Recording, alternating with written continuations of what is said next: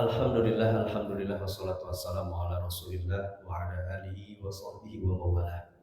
Asyhadu an la ilaha illallah wahdahu la syarika lah wa asyhadu anna Muhammadan abduhu wa rasuluhu ladzi la nabiyya ba'dah. Rabbi shrah li sadri wa yassir li amri wa hlul 'uqdatam min lisani yafqahu qawli. Baik, alhamdulillah hadirin Bapak Ibu semua. Di malam kali ini bersyukur kepada Allah kita bisa melanjutkan kembali kajian tafsir kita. Di malam kali ini kita melanjutkan tafsir surat Al-Alaq hadirin. Di ayat surat yang pertama diturunkan oleh Allah Subhanahu wa taala kepada Nabi sallallahu alaihi wasallam. Seperti biasa kita tilawah terlebih dahulu hadirin. Ada 19 ayat. Insyaallah jika mencukupkan kita bahas semuanya tafsirnya, tapi jika tidak memungkinkan kita lanjut di pertemuan yang akan datang. Baik hadirin. A'udzu billahi minasy syaithanir rajim.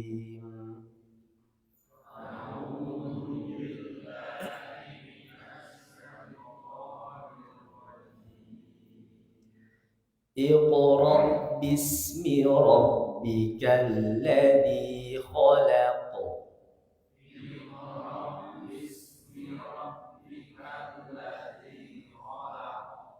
Khalaqal insana min 'alaq.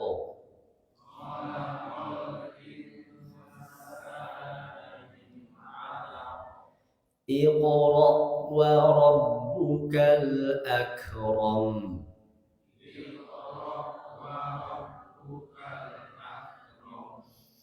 Alladzi 'allama bil qalam.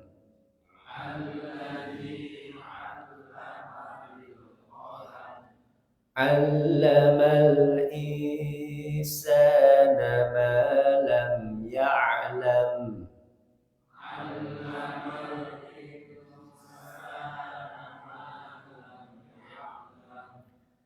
Kalla innal insana layatgha.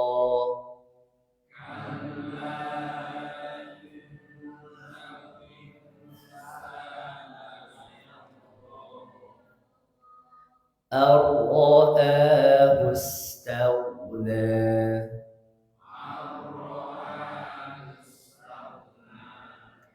Inna ila rabbika ruj'a.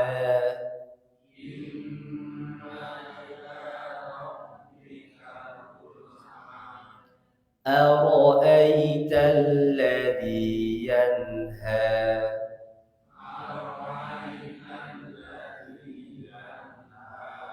Abdan idza shalla.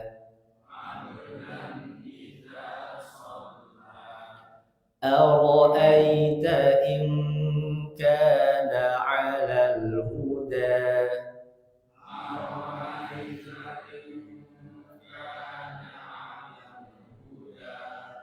Aw amara bittaqwa.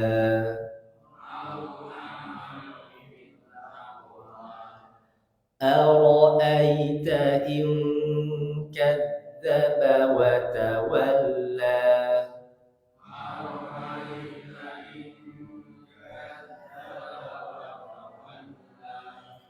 Alam ya'lam bi anna Allaha yara.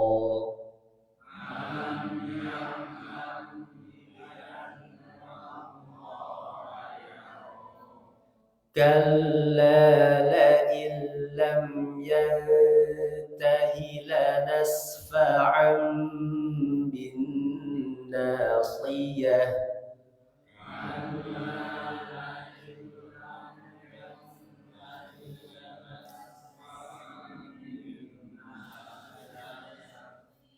Nasiyatin kadhibatin khati'ah.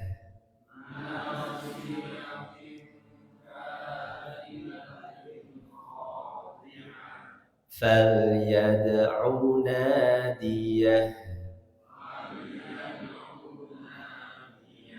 سندع الزبانية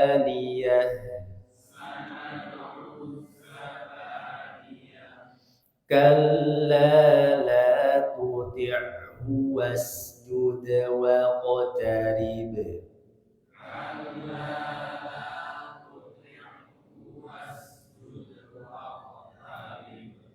Baik, alhamdulillah hadirin Bapak Ibu semuanya oleh Allah.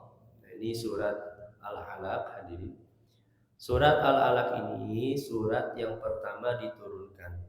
Lantas apa bedanya? Bukankah surat pertama kali diturunkan itu berkaitan dengan Al-Qadar? Inna anzalnahu fi lailatul qadar. Sungguh kami menurunkan Al-Qur'an itu di malam Al-Qadar. Ini sudah dibahas hadirin Bapak Ibu semua. Jadi Al-Qur'an itu diturunkan ada dua fase. Pertama dari Lauh Mahfuz ke langit dunia. Ini yang dimaksud di surat Al-Qadar. 30 juz, 114 surat itu dari Lauh Mahfuz ke Baitul Izzah. Nah, baru kemudian dari langit dunia Baitul Izzah diturunkan kepada Nabi. Berangsur-angsur hadirin, terkadang beberapa ayat ada satu surat penuh selama 23 tahun bertahap. Tidak langsung 30 juz. Nah, yang dimaksud turunnya dari langit dunia kepada Nabi SAW yang pertama diturunkan itu adalah surat Al-Alaq. Surat ini hadirin. Ayat pertama sampai kelima, pertama kali Jibril alaihissalam datang kepada Nabi SAW. Ini dikisahkan oleh Aisyah dalam hadis riwayat Al-Bukhari bahwa awwalu ma budi'a bihi Rasulullah sallallahu alaihi wasallam minal wahyi ar-ru'ya as-salihah fin naum. Awal pertama wahyu turun itu berupa mimpi yang benar hadirin. Ini bagi seorang nabi, mimpi itu wahyu, Pak. Itu tapi ini khusus untuk nabi saja. Kalau bapak-bapak mah henteu kan. Karena dulu seperti klaimnya siapa? Dia Eden kan klaimnya gitu. Saya bermimpi menerima wahyu. Begitu.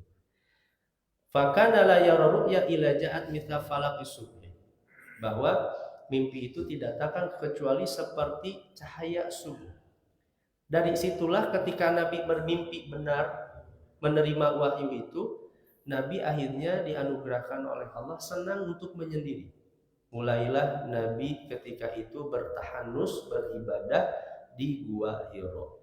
Bapak Ibu semua kalau umroh main ke Museum Wahyu ya, itu bisa naik ke atas, itu 45 menit naik ke atas. Kalau santai lah 1 jam.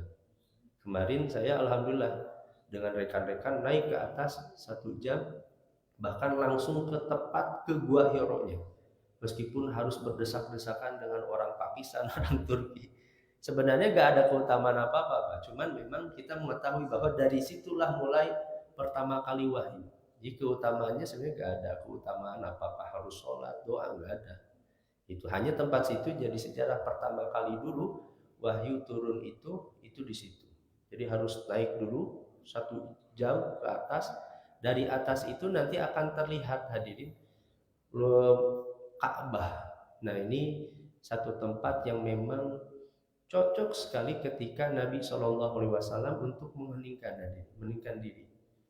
Nah kemudian Nabi beribadah beberapa hari di Gua Hiro itu.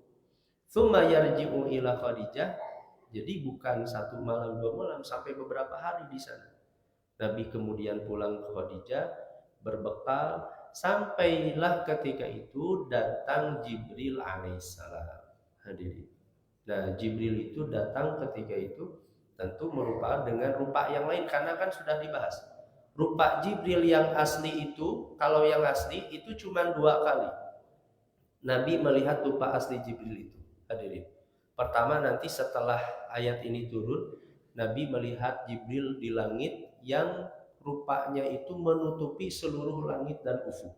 Besarnya malaikat Jibril alaihissalam.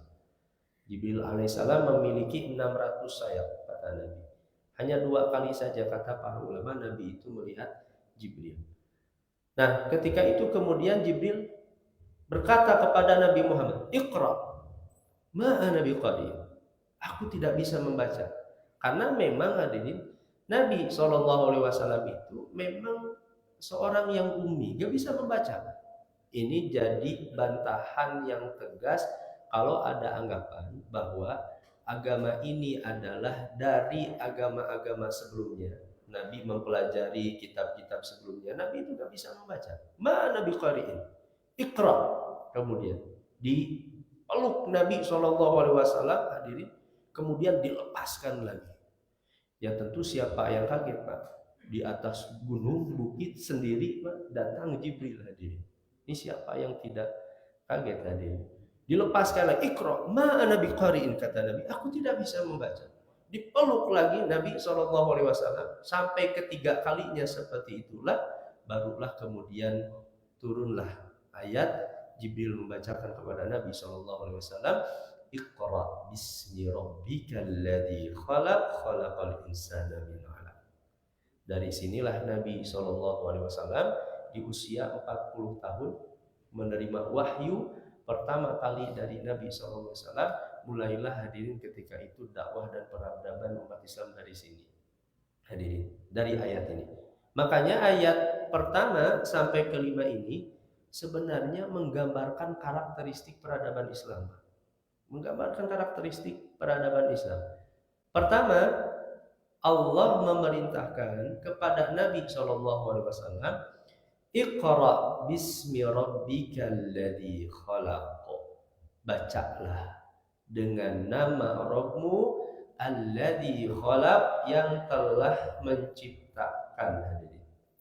Pertama catatannya hadirin, kata Iqra, baca.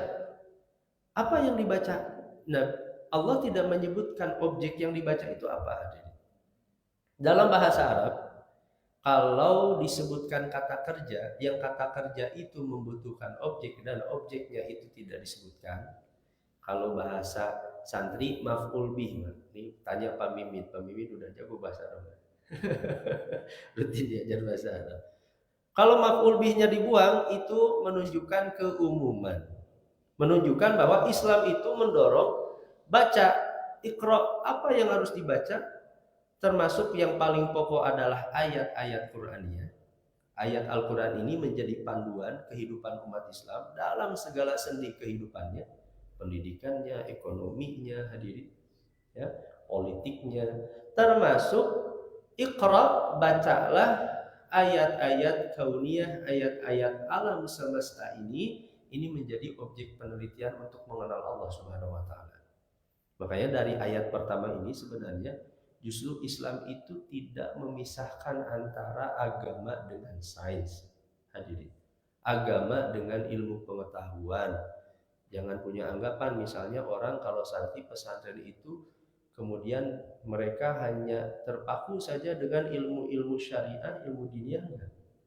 Orang yang mempelajari ilmu-ilmu sains, mereka belajar teknologi, sains, hadirin, mereka itu hakikatnya sedang mempelajari satu ilmu yang diperintahkan oleh Al-Quran.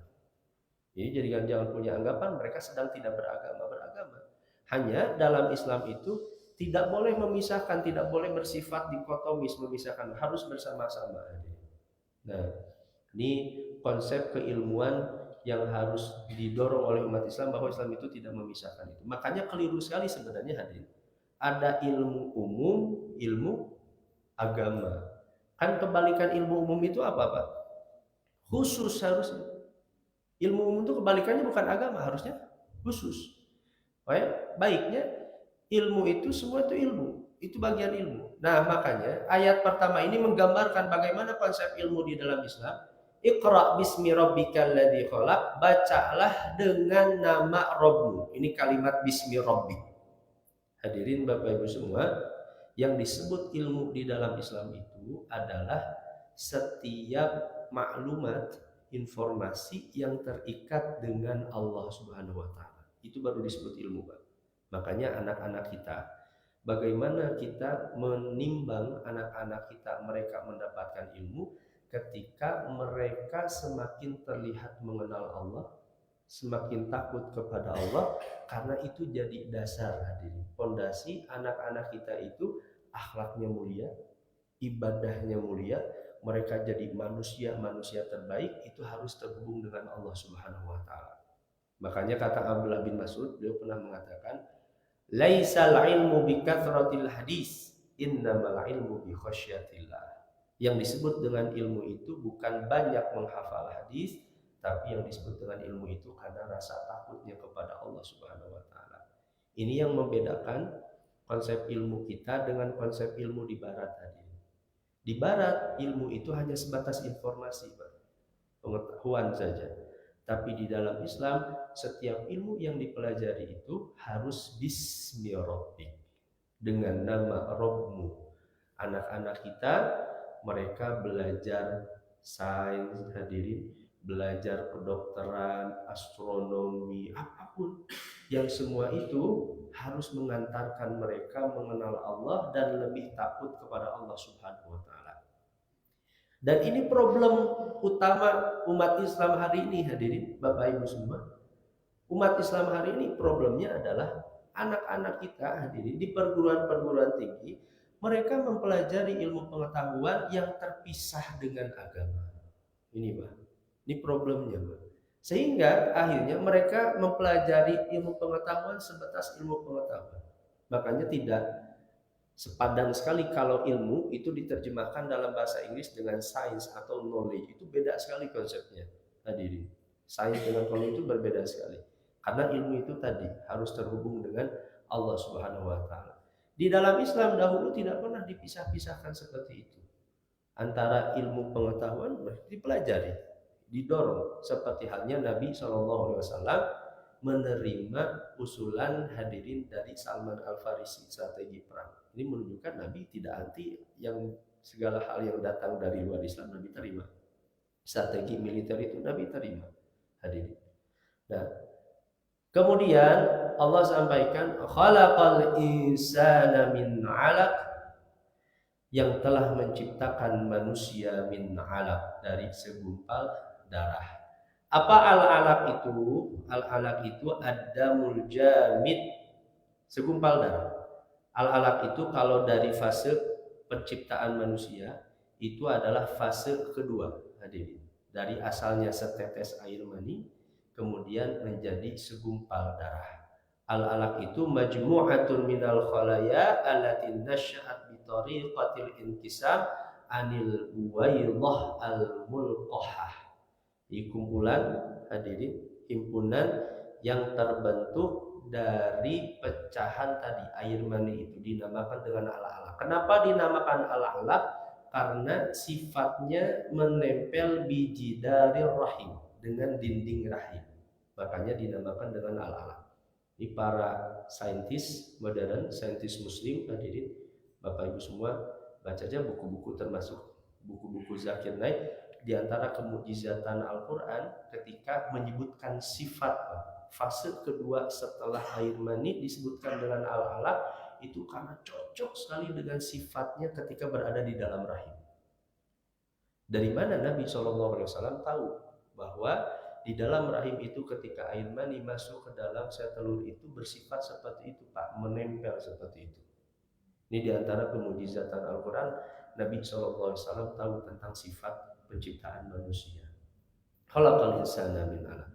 Apa yang dimaksud dengan ayat yang kedua ini? Nah, ini kata Syekh Tantawi, seolah-olah innaman kana qadiran ala an yakhluqa minad damil jamid insanan yasma'u wa yara wa ya'qil.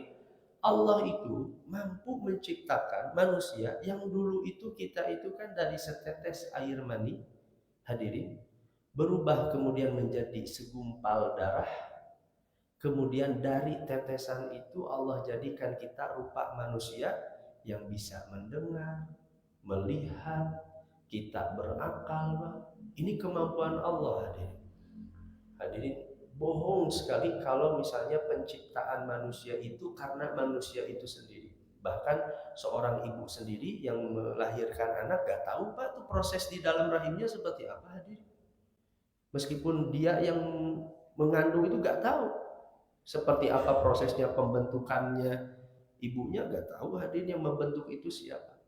Nah, apa maksudnya Allah menyampaikan ini? Kalau kata beliau, andaikan Allah itu mampu menciptakan manusia yang asalnya setetes air mani, kemudian dijadikan manusia seperti hari ini, hadirin, kita menjadi makhluk yang sempurna, maka Allah pun mampu sekali menjadikan Nabi Shallallahu Alaihi Wasallam yang asalnya tidak bisa membaca jadi bisa membaca. Makanya diperintahkan Iqra bismi rabbikal ladzi khalaq khalaqal insana min 'alaq. Bacalah atas nama Rabbmu yang Rabbmu itu telah menciptakan manusia dari alaq, min 'alaq. Nah, mampu sekali. Makanya para ulama berikhtilaf, berselisih ketika turunnya ayat Al-Qur'an, apakah setelahnya Nabi itu bisa membaca ataukah tidak. Nah, kalau sebelumnya tentu Nabi itu ummi, gak bisa baca. Nah, makanya kalau setelah ayat Al-Quran itu, setelah ayatnya itu, kemudian sebagian ulama mengatakan tetap ummi, tidak bisa membaca. Sebagian ulama tetap bisa membaca. Apa argumentasinya? Nabi mengirim surat kepada para raja. Akhirnya kan Nabi berkirim surat, Pak, dari situ.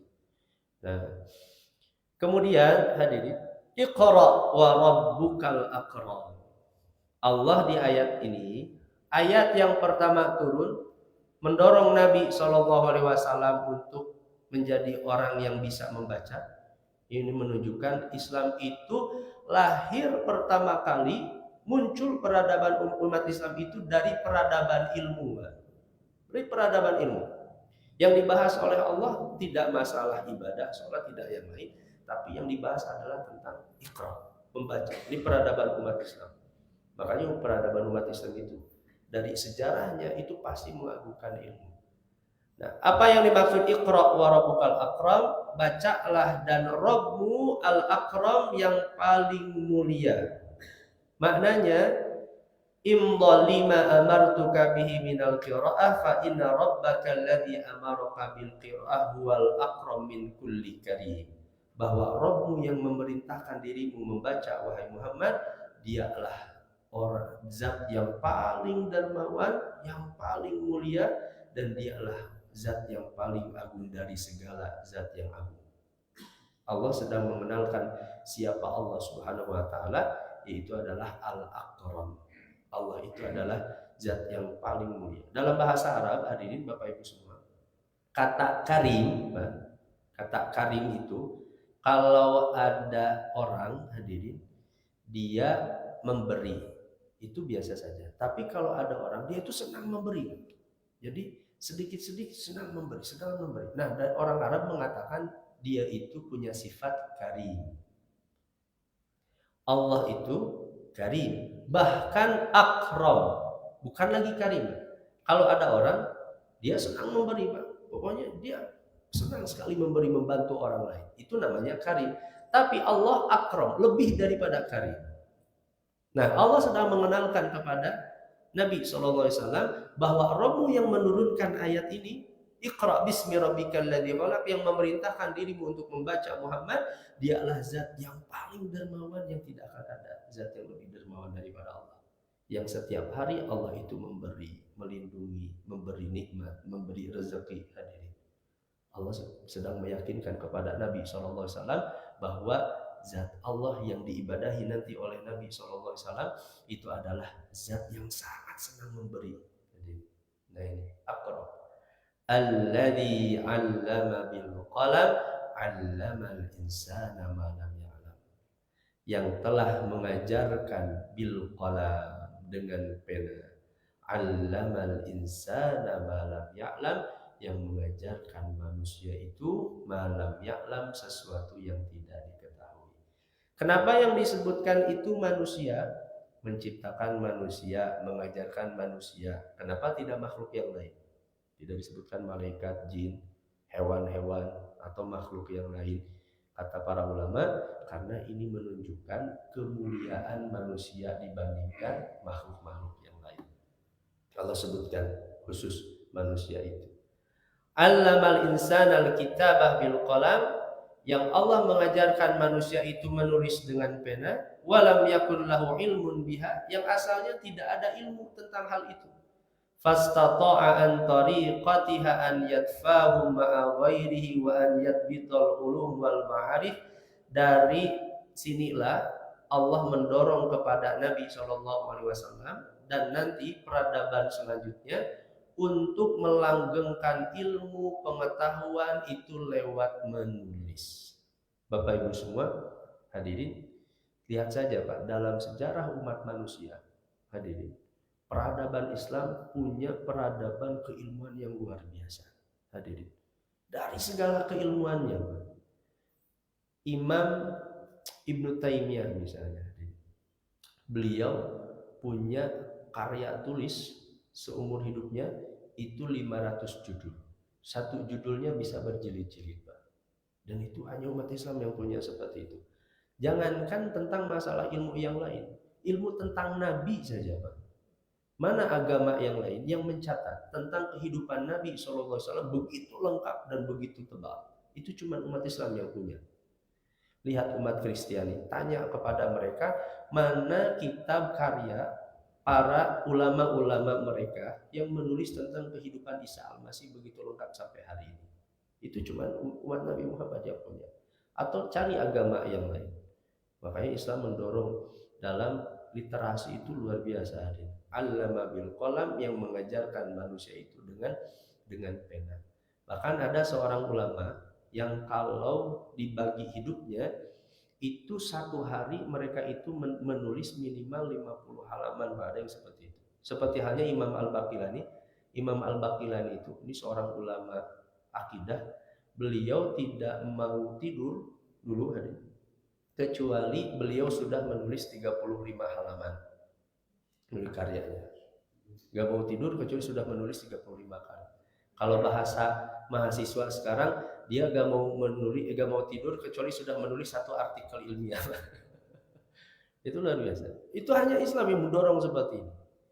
Ini bahkan dulu umat Islam dimuliakannya dengan ilmu di zaman Harun Ar-Rasyid. Dulu kan sebelum ada kertas seperti hari ini Pak, menulis itu di atas kulit kertas yang tebal.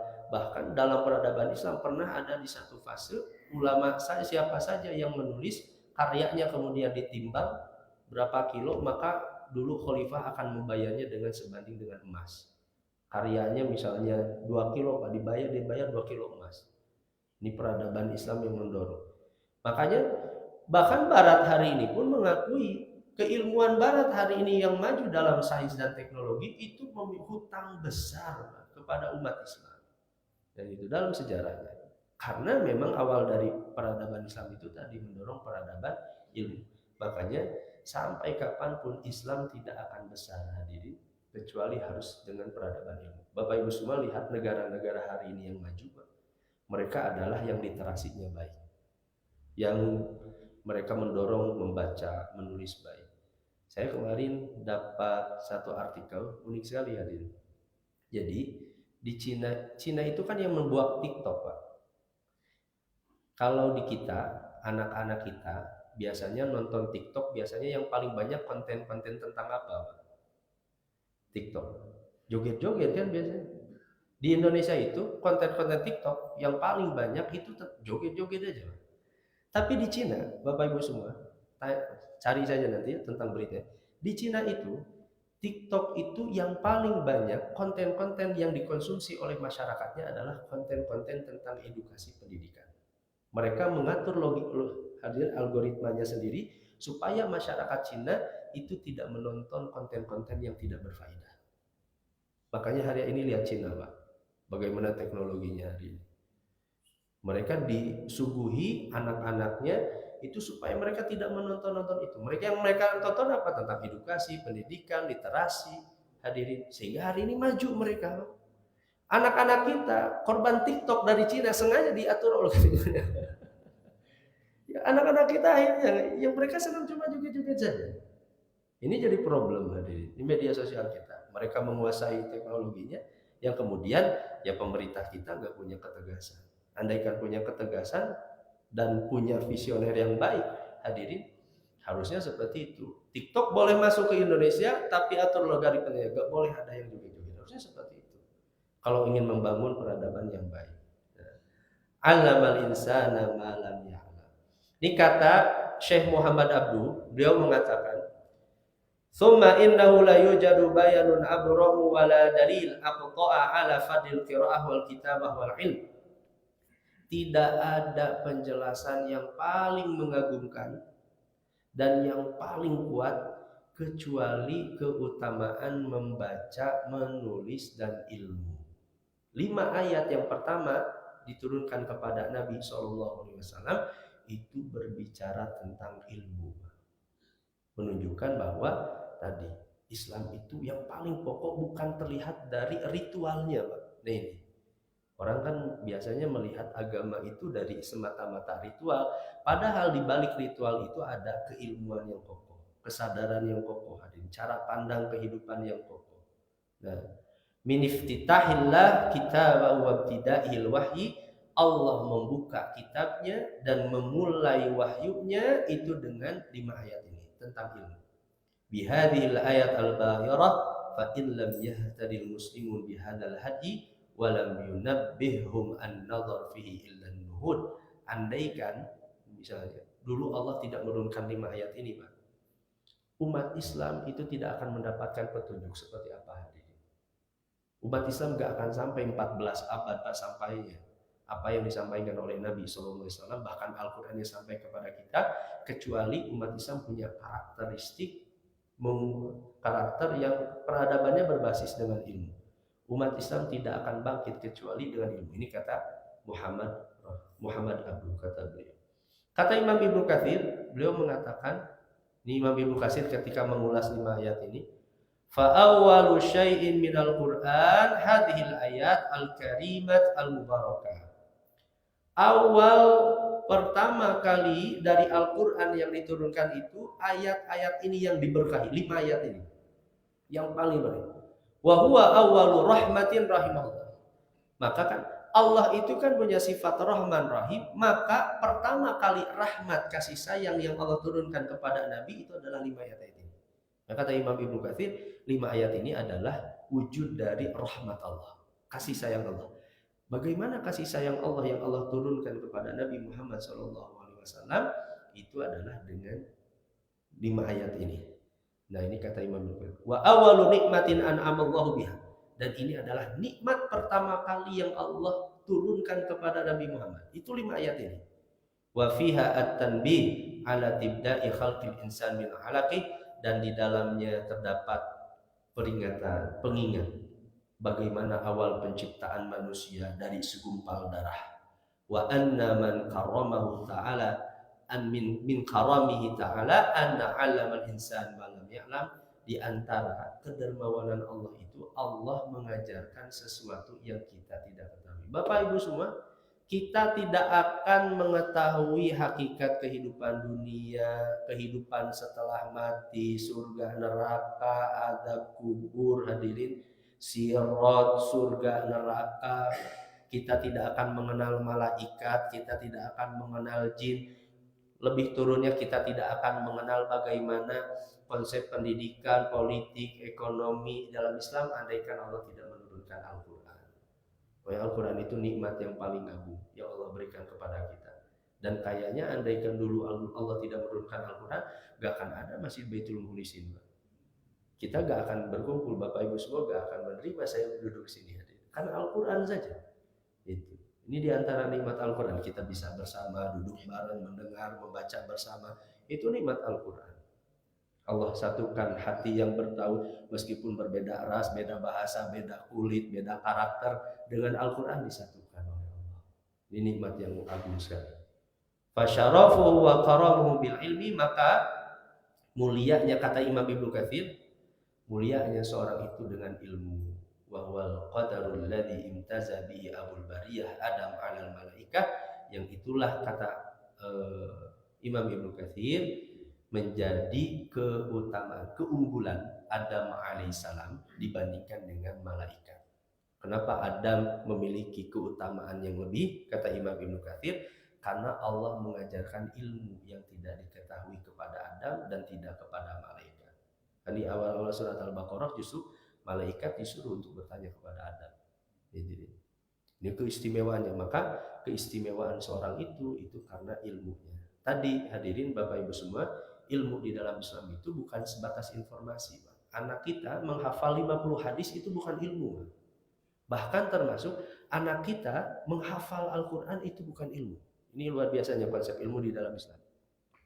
Yang disebut ilmu itu ketika anak-anak kita menghafal Quran, terlihat hadirin dia semakin mengenal Allah, terlihat rasa takutnya kepada Allah yang nanti terwujud bagaimana kualitas ibadahnya dan akhlaknya sehari-hari.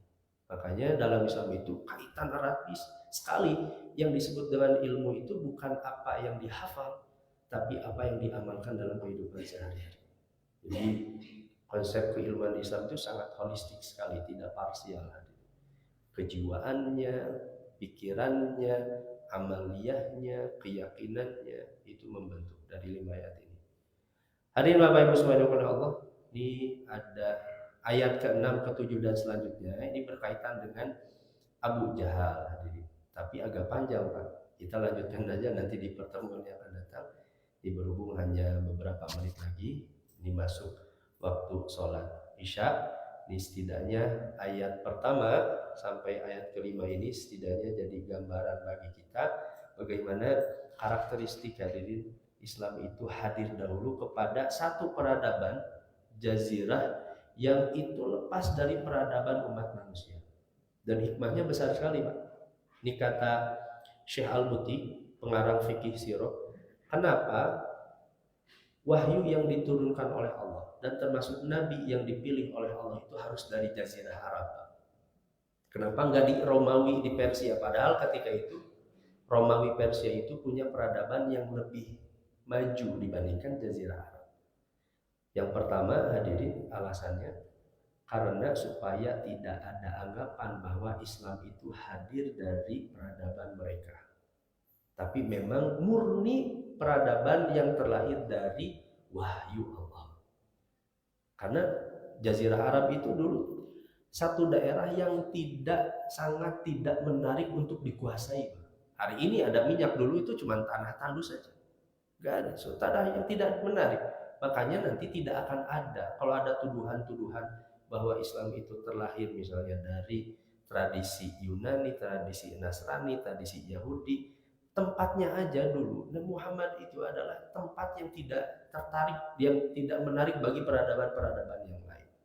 Nah, di samping ada alasan-alasan yang lain. Kalau kedua kata Syekh Al-Buti termasuk alasan bahasa. Bahasa Arab adalah bahasa yang bisa mewakili hadirin wahyu Allah, karena bahasa Arab punya karakteristik makna yang sangat mendalam yang tidak dimiliki oleh bahasa-bahasa yang lain. Karena bahasa Arab ketika itu, Jazirah Arab ketika mereka terisolasi dari peradaban yang lain, sehingga bahasa Arab itu terjaga Pak. Lihat saja anak-anak kita hari ini, mereka sudah terkontaminasi dengan peradaban yang lain, bahasa Sunda udah lupa, susah. Makanya Jazirah Arab ketika terisolasi itu terjaga bahasanya, karakternya terjaga. Nah itu diantara alasan.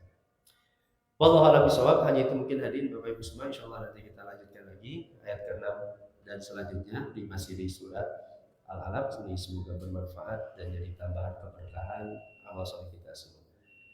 Subhanakallah wa bihamdik asyhadu an la ilaha illa anta astaghfiruka wa atubu ilaik. Aqulu qouli hadza wa astaghfirullah li wa lakum. Assalamualaikum warahmatullahi wabarakatuh.